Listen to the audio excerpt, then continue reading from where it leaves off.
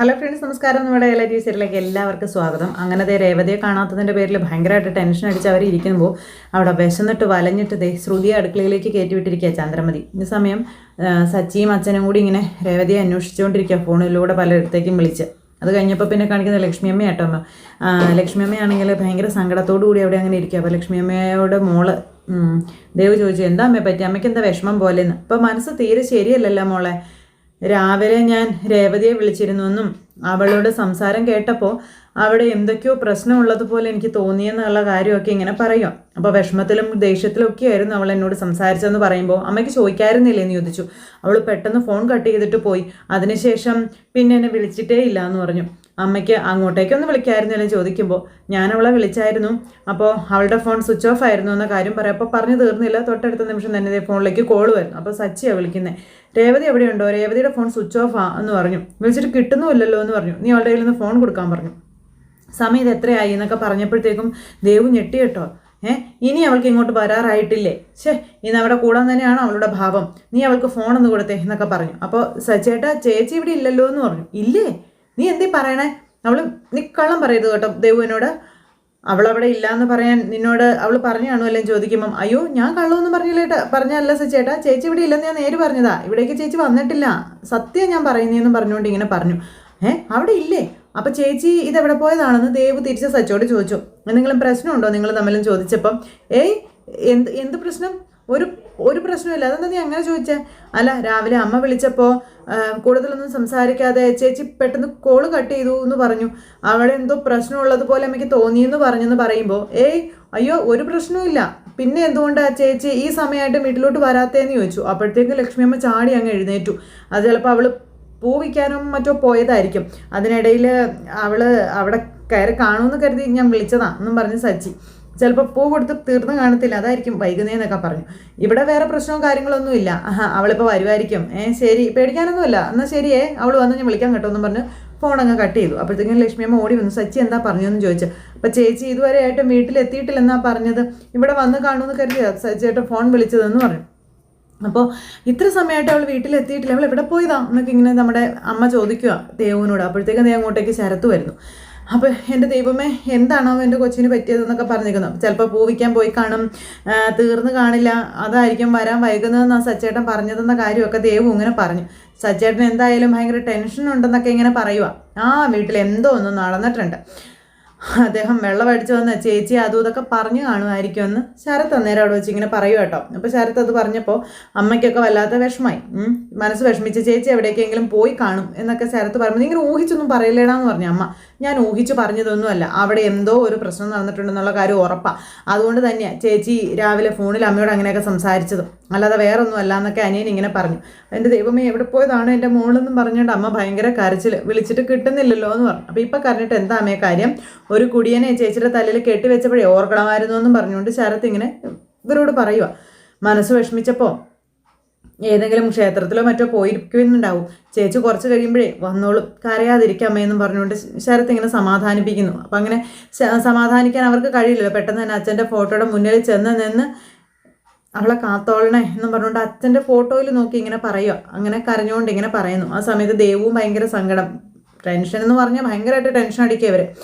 ആ സമയത്ത് അവിടെ ശ്രുതി വെച്ചു വിളമ്പി ഡൈനിങ് ടേബിളിൽ കൊണ്ട് വെച്ചേക്കും. അപ്പോഴത്തേക്കും സുധി വാ എന്ന് പറഞ്ഞ് ചന്ദ്രമതി വിളിക്കാം, ഭക്ഷണം കഴിക്കാം. അപ്പം സച്ചിയും അച്ഛനും അവിടെ കിടന്ന് രേവതി കാണാത്തതിൻ്റെ പേരിൽ ഇങ്ങനെ ടെൻഷൻ അടിച്ചുകൊണ്ടിരിക്കാം.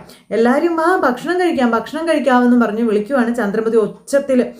എന്താ വേണം എന്നൊക്കെ പറഞ്ഞുകൊണ്ട്, ഒന്ന് പെട്ടെന്ന് നീ എല്ലാം ഉണ്ടാക്കിയല്ലോ ശ്രുതി. കൊള്ളാം, ഒരു കണക്കിന് രേവതി ഭക്ഷണം ഉണ്ടാക്കി വെച്ചിട്ട് പോവാത്തത് നന്നായിരുന്നു. ശ്രുതി ഉണ്ടാക്കിയ നല്ല ടേസ്റ്റുള്ള സൂപ്പർ ഭക്ഷണം കഴിക്കാമല്ലോ എന്നൊക്കെ പറഞ്ഞുകൊണ്ട് ഭയങ്കര ഡയലോഗ് ശ്രുതിയുടെ. എന്നിട്ട് കുറച്ചെടുത്ത് ടേസ്റ്റ് ചെയ്ത് നോക്കി. നല്ല അസാധ്യ ടേസ്റ്റ്, നന്നായിട്ടുണ്ടെന്ന് പറഞ്ഞു ശ്രുതി. നല്ല അടിപൊളി രസമാണെന്നൊക്കെ പറഞ്ഞു. അപ്പം അത് രസമല്ല, ഉള്ളിക്കറിയാ എന്നും പറഞ്ഞുകൊണ്ട് നമ്മുടെ ശ്രുതി അന്നേരം പറഞ്ഞ്, അന്നേരത്തേക്ക് രണ്ടെണ്ണങ്ങളും കൂടി ഇങ്ങനെ അങ്ങോട്ടും ഇങ്ങോട്ടും നോക്കുക. ഈ ഉള്ളിക്കറി പുതിയ സ്റ്റൈലുണ്ടാക്കിയതാണല്ലേ, അതാ നല്ല ടേസ്റ്റ്, നല്ല രസമുള്ളൊരു ടേസ്റ്റ്. ശ്രുതി നീ ഇരിക്കാൻ പറഞ്ഞു. രേവേട്ടാ വന്ന് ഭക്ഷണം കഴിക്കാം എന്നും പറഞ്ഞുകൊണ്ട് ഇങ്ങനെ വിളിക്കുമ്പം, എനിക്ക് വേണ്ട, ഇത്രയും നേരമായിട്ട് രേവതി മോൾ ഈ വീട്ടിലേക്ക് വന്നിട്ടില്ല, നിങ്ങൾക്കാർക്കും അവളെ പറ്റി ഒരു ചിന്തയില്ലല്ലേ എന്ന് ചോദിച്ചു. അവൾ വരുമ്പോൾ വരട്ടെ, നമ്മൾ എന്തിനാ അതിന് ഭക്ഷണം കഴിക്കാതിരിക്കുന്നത്, നിങ്ങൾ ഭക്ഷണം കഴിക്കാതിരിക്കടാ, മൂക്കറ്റെടുത്ത് തിന്നോളാൻ പറഞ്ഞു അച്ഛൻ. അപ്പോൾ മോനെ സച്ചി, നീ അവളുടെ അമ്മയെ വിളിച്ചായിരുന്നോ എന്ന് ചോദിച്ചു. വിളിച്ചാ, അവള് അവിടെ ചെന്നിട്ടില്ല, രേവതി എവിടെ പോയതാണെന്ന് അവർക്ക് അറിയില്ല എന്ന് പറഞ്ഞു. അന്നേരം എടാ അവള് വന്നോളൂ എന്നേ, ശ്രുതി ഉണ്ടാക്കിയ ഭക്ഷണം കഴിക്കാനുള്ള ഭാഗ്യം അപൂർവമായിട്ടൊക്കെ കിട്ടുള്ളൂ, നീ വേണമെങ്കിൽ വന്ന് കഴിക്കാൻ നോക്കാൻ പറഞ്ഞു ശ്രുതി. എൻ്റെ ഭാര്യ കാണാത്ത ടെൻഷനിലാണ് ഞാൻ, നീ എൻ്റെ അടുത്ത് നിന്ന് വാങ്ങിക്കരുത് കേട്ടോ എന്ന് പറഞ്ഞുകൊണ്ട് സച്ചി അന്നേരം ശ്രുതിയോട് ദേഷ്യപ്പെട്ടു. എടാ നീ നിന്റെ അമ്മ പറയുന്നത് പോലെ രേവതി കാണാനില്ലെന്ന് ഇങ്ങനെ പറയുന്നത്, അവള് പൂവോ മാലയോ വല്ലതും കൊടുക്കാൻ പോയതായിരിക്കും എന്നും പറഞ്ഞു അച്ഛൻ. കുറച്ചധികം ഓർഡറും കാര്യങ്ങളൊക്കെ കാണും, അതായിരിക്കും വൈകുന്നതെന്നും പറഞ്ഞു. അല്ലാതെ അവളെ കാണാതായിട്ടൊന്നും ഇല്ല എന്നൊക്കെ പറഞ്ഞുകൊണ്ട് സച്ചിയോട് അച്ഛൻ ഇങ്ങനെ പറയുന്നു. അല്ല അങ്കിൾ, പൂ കൊടുക്കാൻ പോയതാണെങ്കിൽ വരേണ്ട സമയമൊക്കെ ആയില്ലേന്ന് ശ്രുതി ചോദിക്കുക. ഇനിയൊരു പക്ഷേ ദേഷ്യപ്പെട്ട് പിണങ്ങിപ്പോയതെങ്ങാനും ആയിരിക്കുമോ എന്ന് ചോദിച്ചു. അപ്പം അച്ഛന് കഥയൊന്നും അറിയില്ലല്ലോ, പിണങ്ങി പോവാനോ? രാവിലെ സച്ചിയും രേവതിയും തമ്മിൽ വഴക്കുണ്ടായിരുന്നു എന്നുള്ള കാര്യങ്ങൾ ശ്രുതി അന്നേരം പറയാം. അന്നേരം അച്ഛൻ ഇങ്ങനെ സച്ചിയെ നോക്കുക കേട്ടോ. എടാ നീ അവളെ വഴക്കെങ്ങാനും പറഞ്ഞായിരുന്നു എന്ന് ചോദിക്കുമ്പം അയ്യോ ഇല്ലച്ചാ, അവളാ എന്നോട് കയർത്ത് സംസാരിച്ചതെന്ന് സച്ചി പറയുമ്പോൾ ഒരു കാരണമില്ലാതെ രേവതി ഒരിക്കലും അങ്ങനെ സംസാരിക്കില്ല, നീ എന്താ അവളെ ചെയ്തേ പറയാൻ പറഞ്ഞു. അപ്പം ഞാനൊന്നും ചെയ്തിട്ടില്ല അച്ഛാന്ന് പറഞ്ഞപ്പോൾ നീ എന്തോ പറഞ്ഞിട്ടുണ്ട് അവളെ, അത് ഉറപ്പാ, അല്ലെങ്കിൽ ഒരിക്കലും എൻ്റെ മോൾ അങ്ങനെ ചെയ്യില്ല, എന്താ പറഞ്ഞതെന്ന് നീ പറയാൻ പറഞ്ഞു. അത് പിന്നെ അച്ഛാ ഞാൻ എന്നും പറഞ്ഞുകൊണ്ട് സച്ചി നടന്ന കാര്യങ്ങൾ അച്ഛനോട് പറയുമോ. അത് കേട്ടപ്പോൾ അച്ഛനാകെ തകർന്നു പോയി. നീ എന്ത് പണിയാടാ കാണിച്ചത്, നീ അങ്ങനെ പറഞ്ഞ അവൾക്കത് സഹിക്കുമോ എന്ന് അച്ഛൻ അന്നേരം സച്ചിയോട് ചോദിച്ചു. ചന്ദ്രമതി അതൊക്കെ കേട്ട് ഇങ്ങനെ തിന്നുകൊണ്ട് തലയാട്ടിക്കൊണ്ടിരിക്കുക. മുന്നും പിന്നും നോക്കാതെ അങ്ങോട്ട് ഒന്ന് കയറി പറഞ്ഞോളൂ. എത്ര പറഞ്ഞാലും നീ പഠിക്കില്ലല്ലേ, മനസ്സിലാക്കില്ലല്ലേ, നിന്റെ ഈ സ്വഭാവം കാരണം എന്തെങ്കിലും പ്രശ്നങ്ങൾ ഉണ്ടായിട്ടുണ്ടടാ, എന്നിട്ട് പഠിച്ചില്ലേടാ നീ എന്നൊക്കെ ചോദിച്ചുകൊണ്ട് ഭയങ്കരമായിട്ട് ഒച്ച വെച്ചു. അവൻ്റെ മനസ്സിലുള്ളതാ പുറത്തു വന്നത്. നിങ്ങളെല്ലാവരും ചേർന്ന് അവളെ എടുത്ത് അവൻ്റെ തലയിൽ കെട്ടിവെച്ചതല്ലേ, അവൾ തലയിലായല്ലോ എന്നുള്ള വിഷമം ഇപ്പോഴും അവനിലുണ്ടെന്നും അതാണ് അവൻ അങ്ങനെ പറഞ്ഞതെന്നും പറയുമ്പോൾ ഇവൻ പറഞ്ഞത് തെറ്റ് തന്നെയാണ്. രേവതിയെക്കുറിച്ച് അവൻ്റെ മനസ്സിൽ എന്താണെന്ന് എനിക്ക് നന്നായിട്ട് അറിയാം, നീ അവൻ്റെ മനസ്സൊന്നും വായിക്കാൻ നിൽക്കണ്ടെന്നും പറഞ്ഞുകൊണ്ട് ചന്ദ്രമതിയോട് ദേഷ്യപ്പെട്ടു. അച്ഛൻ, അവൾ ഒരിക്കലും ആരുടെയും തലയിലായിട്ടില്ല, നിന്നെ പോലൊരു അമ്മായിമ്മ അവളുടെ തലയിൽ കെട്ടിവെച്ചത് മാത്രമാണ് ഞാൻ ചെയ്ത തെറ്റെന്നും രവിയേട്ടൻ പറഞ്ഞു. പിന്നെ എന്ന് പറഞ്ഞ ചന്ദ്രമതി നാട്ടം അങ്ങ് തുടങ്ങി. നീ പറയുന്നതെല്ലാം സഹിച്ചിട്ട് അവൾ ഇപ്പോഴും ഇവിടെ കഴിയുന്നില്ലേ എന്ന് ചോദിച്ചു. വേറൊരു പെണ്ണായിരുന്നെങ്കിലേ അമ്മായിമ്മയാണെന്ന് നോക്കാതെ ചെകിട്ടത്ത് രണ്ടെണ്ണം പൊട്ടിച്ചിട്ട് ഇവിടുന്ന് ഇറങ്ങി പോയേനെന്ന് പറഞ്ഞു. അപ്പം നിങ്ങൾ എന്തിനാ എന്നോട് ചാടിക്കയറുന്നതെന്ന് ചന്ദ്രമതി ചോദിച്ചു അച്ഛനോട്. അവനോട് പറ, അവനങ്ങനെയൊക്കെ പറഞ്ഞതുകൊണ്ടല്ലേ അവൾ പോയതെന്ന് ചോദിക്കുമ്പം അച്ഛാ ഞാനൊന്നും മനസ്സിൽ വെച്ച് പറഞ്ഞതല്ല അച്ഛാ, ഞാൻ സാധാരണ രീതിയിൽ പറഞ്ഞതാ, അവളത് കാര്യമായിട്ട് എടുക്കുമെന്ന് ഞാൻ കരുതിയില്ല എന്ന് സച്ചി പറയുമ്പോൾ നമുക്ക് ഇഷ്ടമില്ലാത്തവർ, നമ്മൾ വെറുക്കുന്നവരെ നമ്മളെ വിഷമിപ്പിക്കുന്ന രീതിയിൽ എന്തെങ്കിലും ഒന്ന് പറഞ്ഞാൽ നമ്മളത് തള്ളിക്കളയും. എന്നാൽ നമ്മൾ ഇഷ്ടപ്പെടുന്നവർ നമ്മളെ വേദനിപ്പിക്കുന്ന ഒരു വാക്കു പറഞ്ഞാൽ അത് നമ്മുടെ ഹൃദയത്തിൽ കൊള്ളും എന്നും പറഞ്ഞിങ്ങനെ രവിയേട്ടൻ പറഞ്ഞു. അത് മനസ്സിൽ കൊള്ളും, അത് ആയുസ്സുള്ള കാലത്തോളം മറക്കില്ല എന്നും പറഞ്ഞു. അപ്പോൾ അതൊക്കെ കേട്ടപ്പോൾ സച്ചിക്ക് സഹിക്കാൻ പറ്റിയില്ല കേട്ടോ, അവിവേകമായി പോയല്ലോ എന്ന് ഓർത്തിട്ട് സച്ചി ഇങ്ങനെ ആകെ വിഷമിച്ചിങ്ങനെ നിൽക്കുക. സച്ചിക്ക് ഭയങ്കര ഒരു ഇതായിട്ടോ. അപ്പോൾ ആയുധങ്ങളെക്കാൾ മൂർച്ചയുണ്ട് ഒരു മൂർച്ചയുള്ള വാക്കിനെന്ന്, വാളിനേക്കാൾ മുറിവേറ്റു മരിച്ചു വീണവരെക്കാളും വാക്കുകൾ കൊണ്ട് മുറിവേറ്റു മരിച്ചവരാ കൂടുതലെന്നുള്ള കാര്യങ്ങൾ സച്ചിയോട് രവിയേട്ടൻ പറഞ്ഞു. അച്ഛനെന്താ അച്ഛൻ ഇങ്ങനെയൊക്കെ പറയുന്നതെന്ന് സച്ചി അന്നേരം അച്ഛനോട് ചോദിക്കണം. എനിക്ക് പേടിയാവുന്ന വെച്ചാൽ എനിക്കറിയില്ല, ഞാൻ അറിയാതെ എന്തോ പറഞ്ഞു പോയതാണെന്നൊക്കെ പറയുമ്പോൾ നീ പറഞ്ഞത് വെച്ച് നോക്കുമ്പോൾ അവൾ ദേഷ്യത്തിൽ ഇറങ്ങിപ്പോയത് തന്നെയാണെന്ന് രവിയേട്ടൻ അന്നേരം പറഞ്ഞു. അവളുടെ വീട്ടിലേക്കൊന്നും പോയിട്ടില്ല, പിന്നെ എവിടെയാടാ അവൾ പോയേ, അവൾക്ക് എന്താടാ പറ്റിയെന്നൊക്കെ ചോദിച്ചു. അതൊക്കെ കേട്ടപ്പോഴത്തേക്കും സച്ചിക്ക് ടെൻഷനായി. രേവതിനെ എന്നേക്കുമായിട്ട് വീട് വിട്ട് പോയതായിരിക്കും, ഇനി വരാൻ സാധ്യതയില്ല എന്നൊക്കെ ശ്രുതി ചോദിക്കുമ്പോൾ വരാൻ സാധ്യത കാണുന്നില്ല, ഇത് ഞാൻ എത്രയോ മുന്നേ പ്രതീക്ഷിച്ചതാ, ഇപ്പോഴാണ് നടന്നതെന്ന് ചന്ദ്രമതി. അപ്പം ചന്ദ്രൻ എന്നും പറഞ്ഞുകൊണ്ട് രവിയേട്ടൻ അവരുടെ അടുത്തേക്ക് ചെന്നു. അച്ഛാ ഇനിയും കാലത്ത് നിന്നിട്ട് കാര്യമില്ല, ഞാനൊന്ന് ഇറങ്ങി നോക്കട്ടെ എന്ന് പറഞ്ഞ് സച്ചി പോകാൻ നോക്കുമ്പം എടാ നീ ഈ സമയത്ത് എവിടെ പോയി അന്വേഷിക്കാനാണെന്ന് അച്ഛൻ മോനോട് ചോദിച്ചു. എനിക്കറിയില്ല അച്ഛാ, ഞാൻ എവിടെയെങ്കിലും പോയി നോക്കട്ടെ, എനിക്കിനി അവളെ കണ്ടുപിടിക്കാതെ ഉറക്കം വരില്ല അച്ഛാ എന്നൊക്കെ പറഞ്ഞുകൊണ്ട് സച്ചി അവിടെ നിന്ന് പോയി. രവിയേട്ടൻ അവിടെ വിഷമിച്ച് തകർന്ന് നിൽക്കുവാണ്. തൊട്ടടുത്ത നിമിഷം നമ്മുടെ രാവിലെ വന്ന കൂട്ടുകാരനെ സച്ചി വിളിക്കുക. എന്താടാ നിന്റെ ഭാര്യയുടെ പിണക്കവും ദേഷ്യമൊക്കെ മാറിയോടാ, ആ സന്തോഷം പറയാനാണോ നീ വിളിച്ചതെന്ന് ചോദിക്കുമ്പം അല്ലടാ ഈച്ചേ, രേവതി ഇതുവരെ വീട്ടിൽ വന്നിട്ടില്ല എന്ന് പറഞ്ഞു. വീട്ടിലെത്തിയില്ലെന്നോ, നീ എന്തീ പറയണേന്ന് ചോദിച്ചു. അപ്പോൾ എനിക്കറിയില്ലടാ, കുറേ തവണ ഞാൻ അവളെ വിളിച്ചു, ഫോണാണെങ്കിൽ സ്വിച്ച് ഓഫാ, എവിടെ പോയെന്ന് എനിക്ക് അറിയില്ല, അവൾ പോകാൻ സാധ്യതയുള്ള സ്ഥലങ്ങളിലൊക്കെ ഒന്ന് അന്വേഷിക്കണം, നീ എൻ്റെ കൂടെ നിന്ന് വരൂ ഈച്ചയെന്ന് ചോദിക്കുമ്പോൾ ഞാൻ വരാമല്ലോ, അതിനെന്താടാ ഞാൻ വരാമെന്ന് പറഞ്ഞു. അങ്ങനെ അവർ ഫോൺ വിളിച്ചു. പിന്നെ സച്ചിയും ഈച്ചയും കൂടി തപ്പാനായിട്ട് ഇറങ്ങുവാണ്. ഈ സമയത്ത് രവിയേട്ടൻ അങ്ങോട്ടും ഇങ്ങോട്ടും നടക്കുന്നു. ശ്രീകാന്ത് സൈഡിൽ വന്നിരിക്കുന്നു. അപ്പോൾ രവിയേട്ടൻ സമയം എത്രയെന്ന് അറിയുമ്പോൾ ഭക്ഷണം കഴിക്കുക എന്നും പറഞ്ഞുകൊണ്ട് ചന്ദ്രമതി, അപ്പോൾ എനിക്ക് ഭക്ഷണമൊന്നും വേണ്ട എന്ന് രവിയേട്ടൻ പറയും. രേവതി ഉണ്ടാക്കിയ ഭക്ഷണം മാത്രമേ കഴിക്കൂ എന്നുണ്ടെങ്കിൽ നിങ്ങൾ ഇന്ന് പട്ടിണി കിടക്കേണ്ടി വരുമെന്ന് ഈ ചന്ദ്രമതി രവിയേട്ടനോട് പറയുക. ഇതൊക്കെ കേട്ട് ശ്രീകാന്തം വല്ലാതായിരിക്കുവാണ്. അല്ല, രാത്രി കയറി വന്നാലല്ലേ ഭക്ഷണം ഉണ്ടാക്കാനായിട്ട് പറ്റൂ, ഇപ്പം നേരം എത്രയായി എന്ന് രവിയേട്ടനോട് ചന്ദ്രമതി ചോദിക്കുമ്പോൾ സമയം താമസിക്കും തോറും എനിക്ക് പേടിയാവുക. ഇത്രയും നേരമായിട്ടും രേവതി എന്താണാവോ വരാത്തെ എന്ന് പറഞ്ഞുകൊണ്ട് രവിയേട്ടൻ ഇങ്ങനെ ഇരുന്ന് വെപ്രാളത്തോടു കൂടി സംസാരിക്കുന്നു. അപ്പോഴത്തേക്കും സുധി അങ്ങോട്ടേക്ക് ഇറങ്ങി വന്നിട്ട് കേട്ടോണ്ട് നിൽക്കും. അപ്പോൾ എന്ത് പറ്റിയെന്തോ രേവതി അടുത്തേക്ക് ശ്രീകാന്ത് പറയുമ്പോൾ, അച്ചയെപ്പോലെ ഒരുത്തൻ്റെ കൂടെ അവൾ ഇത്രയും കാലം, സച്ചിയെപ്പോലെ ഒരാളുടെ കൂടെ ഇത്രയും കാലം അവൾ ജീവിച്ചത് തന്നെ വലിയ അത്ഭുതം. ഇപ്പോൾ ഓടിപ്പോയതിലും വലിയ അത്ഭുതം ഒന്നും പറയാനില്ലെന്ന് പറയുമ്പോൾ, അത്ഭുതമോ, നീ എന്തൊക്കെയാണ് ചന്ദ്ര ഈ പറയുന്നു ചോദിച്ചു. പിന്നെ ഈ കാണുന്നതൊക്കെ എന്താണെന്ന് ചോദിക്കുവാണ് ചന്ദ്രമതി നമ്മുടെ അച്ഛനോട്. അവനെ കുമ്പിളിലാക്കാൻ അവൾ കുറേ നോക്കിയതാ, അവൾ അതിൽ വിജയിക്കുമെന്നാണ് ഞാൻ കരുതിയത്. അവിടെ അവളോട് ഇഷ്ടമുണ്ടെന്നുള്ള രീതിയിൽ അവൻ ഇത്രയും കാലമേ അഭിനയിക്കുകയായിരുന്നു, അതിൽ നിന്നാണ് ഇതൊക്കെ ഉണ്ടായതെന്നൊക്കെ പറഞ്ഞുകൊണ്ട് ഇങ്ങനെ പറഞ്ഞു. ഇഷ്ടമുണ്ടെങ്കിൽ ഇന്ന് അവൻ അങ്ങനെ പറയുമായിരുന്നോ? ഇനി ഇവൻ്റെ കൂടെ ജീവിക്കുന്നില്ല എന്ന് തീരുമാനിച്ചിട്ട് അവൾ ഇവിടുന്ന് ഇറങ്ങിപ്പോയത്, അതിനൊരു മാറ്റവും ഇല്ലെന്ന് പറയുമ്പോൾ, ചന്ദ്രൻ നേർത്ത് മകനായിട്ടും മരുമകളായിട്ടും നീ ഒരിക്കലും അവരെ കണ്ടിട്ടില്ല എന്നും അവർ രണ്ടുപേരെയും ഇവിടെ നിന്ന് പറഞ്ഞു വിടണമെന്ന് നീ എത്രയോ തവണ പറഞ്ഞിട്ടുള്ളതാണെന്ന് ചോദിച്ചു.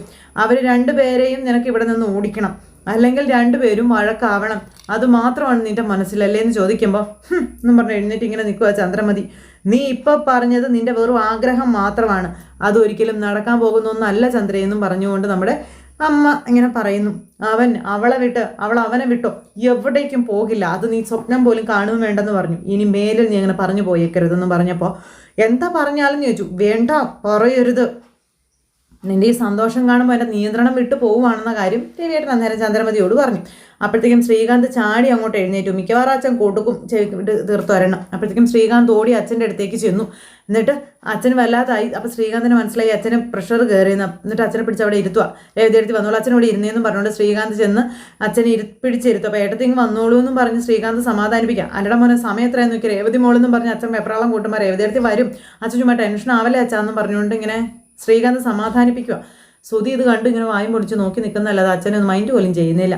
എന്നാലും അവൾ ഇവിടെ പോയെന്ന് അറിയില്ലല്ലോ എന്ന് പറഞ്ഞ് രവിയേട്ടൻ ഇങ്ങനെ സങ്കടപ്പെടുന്നു. ചന്ദ്രമതി ഇങ്ങനെ ഉണ്ടാക്കണം വീഴ്ചയൊക്കെ നോക്കി നിൽക്കുക. അല്ല അമ്മ ഒന്നിങ്ങ് വന്നേ എന്ന് പറഞ്ഞ് സുധി വിളിച്ചപ്പോൾ, എന്താടാ അമ്മ ഇങ്ങ് വന്നേന്ന് പറഞ്ഞ് അമ്മയും പിടിച്ച് വലിച്ചുകൊണ്ട് മോൻ മുകളിലോട്ട് കയറിപ്പോണു. ഈ സമയത്ത് അച്ഛനാണെങ്കിൽ ആകെ വിഷമിച്ച് അവിടെ ഇരിക്കുക. എന്നിട്ട് ശ്രുതിയുടെ അടുത്തേക്കാണ് സുധിയെ വിളിച്ചുകൊണ്ട് പോകുന്നത്. എന്താടാന്ന് ചോദിച്ചപ്പോൾ, പറയാം അമ്മയെന്ന് പറഞ്ഞു. അങ്ങനെ സുധി വാതിലടച്ച് പൂട്ടി. അമ്മ ഇവിടെ ഇരുന്നേന്ന് പറഞ്ഞു. എന്തിനാണ് നീ എന്നെ ഇങ്ങ് വിളിച്ചുകൊണ്ട് വന്നേന്ന് ചോദിച്ചു. ഞാൻ പറയാം അമ്മ ഇവിടെ ഇരിക്കാൻ പറഞ്ഞു. അമ്മേ, രേവതി പോകുന്നതിന് മുമ്പ് എനിക്ക് ലെറ്റർ എഴുതി വെച്ചായിരുന്നു, അമ്മ എന്തായാലും അവിടെയൊക്കെ നോക്കിയാലും ചോദിച്ചു. അപ്പം ലെറ്ററോ? ശ്രുതി, രേവതി എന്തിനാ ലെറ്ററൊക്കെ എഴുതി വെക്കുന്നതെന്ന് ശ്രുതി അന്നേരം ചോദിച്ചു. കഴിക്കാനോ അവൾ അവിടെ എഴുതി വെക്കുന്നത് വല്ലതും അവളുടെ അമ്മയ്ക്ക് അയക്കാനോ? പിന്നെ അതിന് അവളുടെ അമ്മ പുറം നാട്ടിലൊന്നും അല്ലല്ലോ താമസിക്കുന്നതെന്നൊക്കെ ചന്ദ്രമതി ചോദിക്കാം. അല്ലെങ്കിൽ തന്നെ ഇന്നത്തെ കാലത്ത് ആരെങ്കിലും ലെറ്ററൊക്കെ എഴുതാറുണ്ടോ എന്ന് ചോദിച്ചു. അയ്യോ അമ്മ, ഞാൻ അങ്ങനെയുള്ള ലെറ്ററൊന്നും അല്ല ഉദ്ദേശിച്ചത്. ഈ പുറത്തേക്ക് ഇങ്ങനെ വീട് വിട്ടൊക്കെ പോകുന്നവരെ ഒരു ലെറ്ററൊക്കെ എഴുതി വെച്ചിട്ടാണ് പോകുന്നത്. അങ്ങനെ എന്തെങ്കിലും ലെറ്റർ എഴുതി വെച്ചിട്ടുണ്ടോ എന്നാണ് ഞാൻ അമ്മയോട് ചോദിച്ചത്. അല്ല, അതെങ്ങാനും അമ്മ കണ്ടായിരുന്നോ എന്നാ ചോദിച്ചതെന്ന് പറയുമ്പോൾ, ഞാനെങ്ങൊന്നും കണ്ടില്ല എന്ന് പറയും. അവൾ ലെറ്റർ എഴുതി വെച്ചത് നോക്കലൊന്നും അല്ല എൻ്റെ ജോലിയെന്ന് പറയുമ്പോൾ, നോക്കണോ അമ്മ, രാവിലെ അമ്മ അവളെ എന്തോ പറഞ്ഞായിരുന്നില്ലേ എന്ന് ശ്രുതി ചോദിച്ചു. അപ്പോൾ ഞാനൊന്നും പറഞ്ഞിട്ടില്ലെന്ന് ചന്ദ്രമതി. പോടാ. അല്ല, അവരുടെ മനസ്സ് വേദനിപ്പിക്കുന്ന രീതിയിൽ അമ്മ എന്തോ പറഞ്ഞെന്ന് സച്ചി പറഞ്ഞല്ലോ. അമ്മായിയമ്മ എന്നെ മാനസികമായി പീഡിപ്പിക്കുകയാണ്, അവരെന്നെ സമാധാനത്തോടെ ജീവിക്കാൻ അനുവദിക്കുന്നില്ല, അതുകൊണ്ട് ഞാൻ ഈ ലോകത്ത് നിന്ന് പോവുകയാണ്, അങ്ങനെയൊക്കെ അങ്ങനെയൊക്കെ. അതുകൊണ്ട് എൻ്റെ മരണത്തിൻ്റെ ഉത്തരവാദി എൻ്റെ അമ്മായിമ്മയാണെന്ന് വല്ലങ്ങ് എഴുതി വെച്ചാലോ, എന്നിട്ട് അവളിപ്പോൾ എന്തെങ്കിലും കടുങ്കൈ ചെയ്താലോ? അയ്യോ അമ്മ കുടുങ്ങും, ജയിലിൽ പോയി കിടക്കേണ്ടി വരുമെന്നും പറഞ്ഞുകൊണ്ട് ശ്രുതി അങ്ങനെ ഒരു കഥ തന്നെ അങ്ങ് ഇറക്കി. ഇത് കേട്ടപ്പോഴത്തേക്കും ചന്ദ്രമതി ഞെട്ടി. ഞാനവളെ ഒന്നും പറഞ്ഞില്ല, അമ്മ പറഞ്ഞിരുന്നു, ഞാൻ കേട്ടതാണെന്ന് ശ്രുതി. അങ്ങനെ ചന്ദ്രമതിയെ ശ്രുതി ഒറ്റുക. അപ്പം ശ്രുതി, രേവതി ആത്മഹത്യയൊന്നും ചെയ്യത്തില്ല, അതിന് മാത്രം ധൈര്യമൊക്കെ ഉണ്ടോ അവൾക്കൊന്ന് ശ്രുതി ചോദിക്കുമോ? അയ്യോ ഉണ്ട്, അവളുടെ കുടുംബത്തിൽ ഇതിനു മുൻപും ഇങ്ങനെ നടന്നിരുന്നല്ലോ. ബസ്സിന് മുൻപിൽ ചാടിയല്ലേ അവളുടെ അച്ഛൻ മരിച്ചത്. അയ്യോ എൻ്റെ ദൈവമേ എന്ന് പറഞ്ഞ് നിൽക്കുവാണ് ചന്ദ്രമതി അന്നേരം.